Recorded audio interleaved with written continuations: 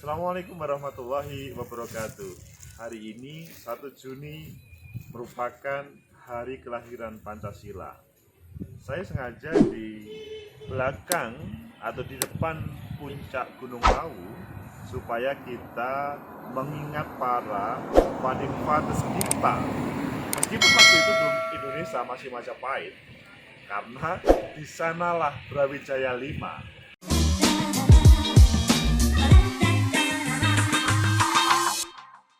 Karena di sanalah Brawijaya V, raja terakhir kerajaan Majapahit itu meninggalkan dunia, mukso, mencari jati dirinya dan menemukan sang bibinya.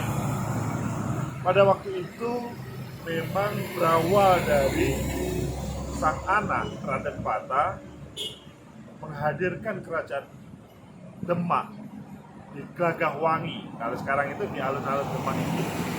Tetapi kita tidak ngomong perubahan dari Majapahit ke Demaknya, hanya Brawijaya V, atau kita kembalikan kepada Majapahit.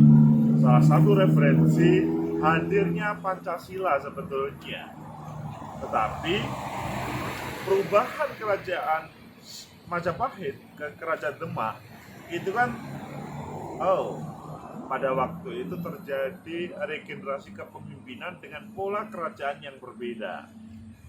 Ini adalah kenangan terindah bagaimana para pendiri bangsa, meskipun waktu itu masih 1400 Masehi, tentunya masih jauh, masih 6 abad sebelum Indonesia merdeka, dan sudah menjadikan Nusantara berbagai kerajaan-kerajaan kecil, pulau-pulau kecil bersatu di bawah wilayah kerajaan Majapahit.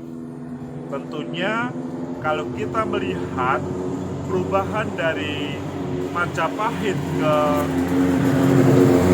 Demak, pertama, kalau ngomong ketuhanan yang Maha Esa ya, kalau dahulu kan kerajaan Majapahit itu kan identik dengan kerajaan Hindu atau sebagian Buddha. Tetapi kalau Demak itu adalah kerajaan Islam, bapak anak. Itu menunjukkan sebetulnya terjadi komunikasi yang baik, meskipun mungkin kalau ngomong legal formalnya terjadi perubahan dari Majapahit ke Demak. Kemanusiaan yang adil dan beradab. Ini menunjukkan bahwa sang bapak pun menghormati pilihan agama anak. Begitu juga sebaliknya, tidak ada masalah. Adapun terkait Majapahit tidak berlanjut, ya di dalam sebuah keluarga biasanya kalau ada warisan atau ada rumah yang merupakan rumah asal, atau kalau kita mengenal rumah perabot, biasanya kan memang anak-anaknya ketika sudah bertebaran kemana-mana itu kan ditinggalkan. Jadi tidak ada masalah juga.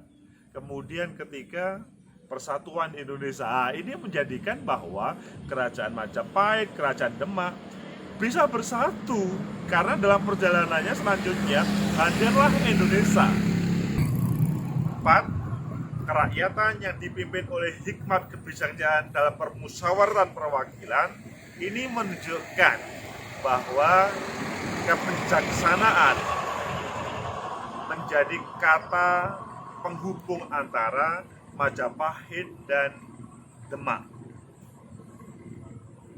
Perbedaan pilihan dalam hal agama tidak menjadikan masalah dalam membangun keadilan sosial bagi seluruh rakyat Indonesia.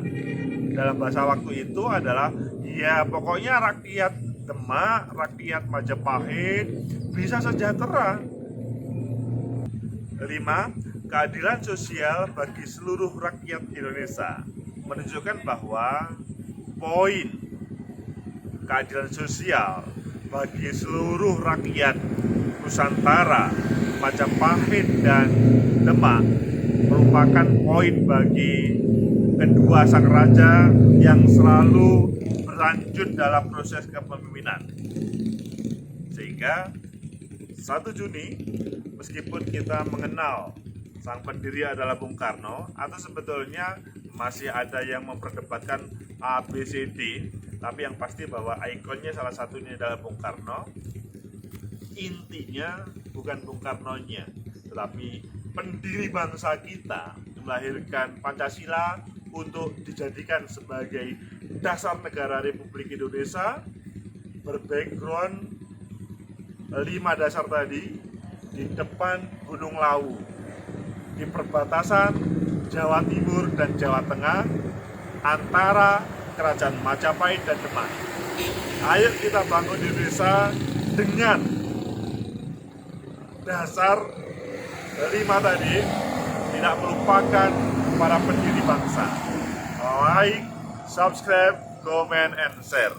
Sampai jumpa.